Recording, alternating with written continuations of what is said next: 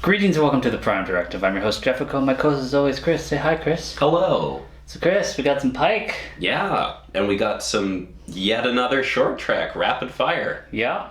Maybe we'll get one this Thursday too. Yeah. Trouble with Edward.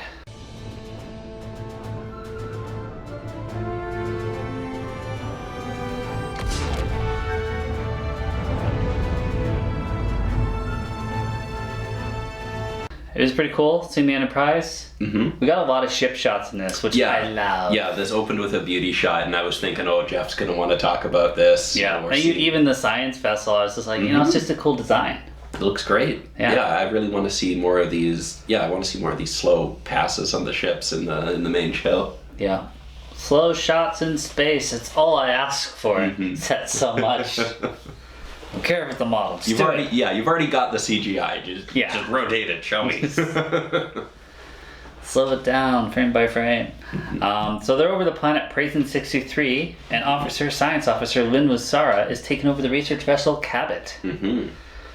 So Pike's saying goodbye to Rosa Salazar. Yeah. You may know her from Alita Battle Angel. That one. She wasn't as animated in this, but No, smaller eyes. Smaller eyes. I miss those eyes. Yes. Something about those eyes. Yes. Civilization on the brink of starvation on the edge of Klingon space, and Starfleet wants you to intervene on their behalf without the Klingons ever knowing. Seems like a fun challenge to me. I admire your optimism. Well, it got me this far, sir.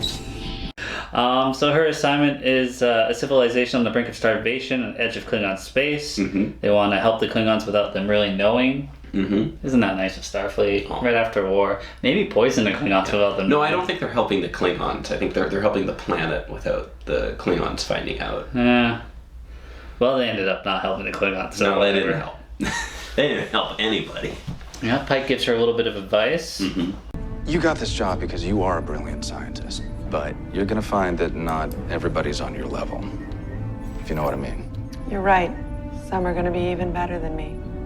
There's that optimism again. Good conference meeting. You noticed they had the original TOS little centerpiece in there? Yeah, with the screens, the 3 screens on it, yeah. Yeah, we get introduced to Edward, who's, running his own department. H. John Benjamin. Yeah? Yeah. Archer. Yeah, is that somebody cool? Yeah, that's somebody cool. He does cool things. Oh, so he Bob's Burgers too? Yeah. Wow. Same guy. Never watch Archer, Chris. I hear it's okay. So he's been working with Tribbles, eh? Mm-hmm. And if you take the fur off, it's all meat. It's like a scallop. Yeah. Protein specialist. Mm-hmm. He knows about that. He's tried a few of them, for research purposes. Yeah. But he's no cook. No. He admits that. We're going back to Tribbles a lot, aren't we? Like, that just seems to be the go-to thing. It's just, let's do Tribbles. I guess they think it's a fan favorite, which it kind of is. So they just want to go back to it. Yeah. So, but now we're getting our Tribble origin story. Yeah. I really liked this as a piece of, Star Trek. I thought it actually looked and felt like Star Trek pretty good. Like, they weren't even doing the crazy rotato camera shots that much when people were talking. So I'm just gonna try and ignore the problems, because I think it introduces we put human DNA in Tribbles and nobody noticed. Yeah. And Tribbles have only actually been a thing for 10 years, which is I guess why no one knows about them. But Sorry, you used human DNA? Yeah. Whose DNA? Look, I think we're getting off track, all right? I mean, if we all eat our fair share of these, the population will even itself out. Edward, whose DNA? It was mine. So some of the story points, when you think about it, are a little odd, but that's not the point here. And it was so much fun, I'm willing to put that aside. I've been hearing lots of complaints about the canon of the last 2 short treks. Yeah. Like, oh my god, Spock smiled, no! And then it's like, oh my god, canon-wise, these triple things, the way they work, they don't make sense. Yeah. Which I agree. Yeah, let's attack it. That's what we do, Star Trek fans. Okay. It was fun. It was fun. Chris, they're not intelligent animals, they don't have a face. Yes. But we could just give them brain damage. Yeah, we could give them brain damage. One fell off my desk the other day and just died. Mm-hmm. Where is my Tribble? I think he killed it. Yeah, I think so. Yeah. So yeah, they're gonna transfer him. Mm-hmm. Find that out later because he called her boss. Yeah. Said she was dumb. Mm-hmm. Said not very good at her job, but it was anonymous. Yeah. What do you think of that comedy bit? It was good. That was very funny. And again, it's just, yeah, it's not super professional, but the guy isn't being very professional either. No. I think that was actually pretty hardcore for like the first step. It's just like, yeah, you know what, get out. I didn't agree with transferring Barkley, and they found a way around it. They worked with him. They made him a better person. Then look at all the things that Barkley did. Like, amazing. But this guy just seems like he's gonna cause, and we saw it throughout the episode, just gonna cause problems. Well, he does not care about anyone or anything but himself. And yeah. Should have beamed him in his face. What if Barkley was an asshole? Yeah.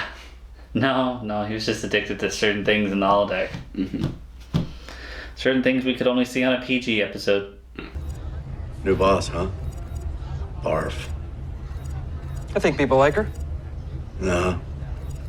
So water cooler talk, that was pretty funny. Yeah, I think he's just standing by the replicator, so people have to talk to him. Yeah, I really, really like that guy who ordered a large salad. That's cool. Yeah. I like a good salad. What kind of salad? Oh yeah, that's true. Mean, he just got salad. Is this TOS where we just get Play-Doh? Yeah, just cubes or it's like when you're in a movie and you go to a bar and you just order beer. Yeah. And they just give you beer. Yeah. Yeah, and you notice she had a violin in her office, little character things, little character details. Yeah. Probably should have played it. Short as the ship was going down. Yeah, exactly. There we go. That would have been perfect. Oh my God. Who did this? Edward, you do realize you do. Huh? Yeah, the Tribbles start popping out babies because Edward decided to spray them. We've never actually seen them breed before, and apparently they just boop. Yeah, it was kind of like Mogwai. Yeah. Just shooting them out. Think of the trauma if that was a human, though. You're just constantly having babies. Oh God. It's terrible. I think they just bud. They just bud off each other. Yeah, it's a terrible thing to do to somebody. He's literally standing in his underwear in the corridor asking what's wrong. I thought that was kind of funny. Yeah. Felt very Gordon to me. And you see Tribbles bouncing everywhere and Wynn's like, this isn't going to be good for you. It's going on your file. Yeah. Like, obviously this guy's awful, but she's like, she didn't even attempt the understanding route. Which I feel like that might be a function of this just being 15 minutes long. I think this could have actually worked as a full episode. It would have been really good. Yeah. I mean, the only difference is it would have cost you a couple more days of production. Yeah. Realistically, you wouldn't have to add any more effects or anything. Soon for miles around, here's a seed planted deep. Transport's coming in 2 days. And there's a Tribble vacuum guy. Thump. I like that. That's pretty good. Yeah, the comedy was definitely on point throughout this whole thing. I guess they were going to stun the Tribbles to stop the breeding. Yeah, but just like one at a time. Yeah. So, stun doesn't even last that long. By the time you got to the end of the corridor, it went off on the first one. Yeah. Well, they should have just, I know it's inhumane, but they should have just opened an airlock. Yeah, I was wondering why they didn't do, why did you have to scuttle the ship? You could have just opened the airlocks. Lost the whole ship. Yeah. Edward looked like a supervillain or whatever, where he's stroking his Tribble and be like, I'm not dumb, I'm super intelligent. Not dumb. I'm smart. Edward! No, I never said you were dumb. You messaged my bosses and told them I was dumb. I made one of the most important scientific discoveries of our time. I'm not the dumb one. Then he gets overrun. And I was a little worried about that shield she put up. I was like, well, your circuits are all failing, so I'm not sure I'd stand there for long. Yeah. And they abandoned ship. We get a little court-martial scene, maybe just a review. Yeah. No council. No. Everybody gets council, but not her. Yeah. But she did get lights. This wasn't a dark room. Oh yeah. This was a lighted room, so it's not quite mutiny. Yeah. And what happened to this woman? She obviously didn't die because they said there's only one casualty, and that would have been Edward. Is this Tribble rape? Then we get a little after credit with the USS Ravenous, which I love that ship name. I get the joke, but great name. Yeah. Let's follow that ship. We need to talk about that commercial because I don't think we've seen anything like that before. Have you ever eaten something with a tickly furry taste? No. No, but I'm interested. So furry! It tickles! And makes you so it really really fills me up. Parents love that Tribbles are packed with 18 essential vitamins and minerals. I did appreciate that Mom was in the command uniform. Yeah. Those kids wearing their little Star Trek uniforms there. Yeah, so... I mean, I was not expecting anything like that. I'm wondering if this is a taste of the kind of thing we're going to be getting on Lower Decks, just really playing with what you can do with Star Trek and just making their own almost like robot chicken kind of Star Trek sketch, but within your own show. Well, I think the creator said that he's going to keep the Star Trek serious, but it's the characters that aren't. And as long as they're doing their job, they can say whatever the hell they want, really. Yeah. So, they can even say fuck now. Yeah, well, I don't know if that's so weird in the animated series. I just picture animated things for children. This conversation's over. You're dismissed. Right, but... This is the end of the conversation. Captain, if I could... You can't. Right, but I had this as The conversation's over. That's the end. Well, technically, the conversation is not over because I could keep talking, and then the conversation is... Final thoughts on this? Final thoughts? Man, this was hilarious. This was fantastic. It felt like there was actually a lot of work and care put into this. Like, everyone felt like they were really interested in what they were doing. And they had a fantastic script. They executed it amazingly, and they had lots of little goodies. So they've definitely upped their game for the short treks, I think. Yeah, I mean, I gotta question the canon on Tribbles reproduction, because that was fast. And if these are, like, they have to be the same Tribbles in TOS when they ate the grain and they reproduced, but like... They did it so much faster in this, like ridiculously fast. I know they had to do that to destroy the ship. Yeah. Which, we could have saw the ship crash. That would have been cool. No budget for that, though. Yeah. I think I've got it. All we have to do is quit feeding them. We quit feeding them, they stop breeding. Now he tells me. Bones probably should have detected the human DNA, but... Yeah, he probably might have noticed that when he was doing the experiments on all the experiments on the Tribbles. I really enjoyed Rosa Salazar. She's cute. Like her. Put her in command. I could totally watch like a show with her. I like the idea too, because like they just came out of this war for Discovery universe, so they wouldn't have as many ships. They wouldn't have as many captains. So you would be promoting like, oh, Pike's just like, well, I've got this great science officer.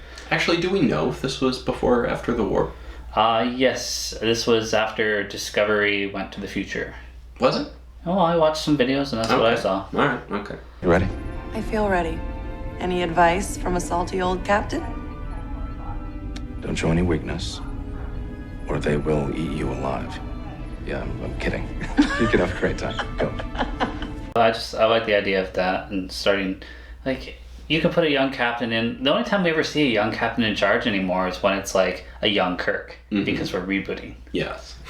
So we know he's gonna do a good job. We don't know that about her. She might screw up. She might get herself killed. I feel like she probably did make some dumb choices, like open an airlock or something like that.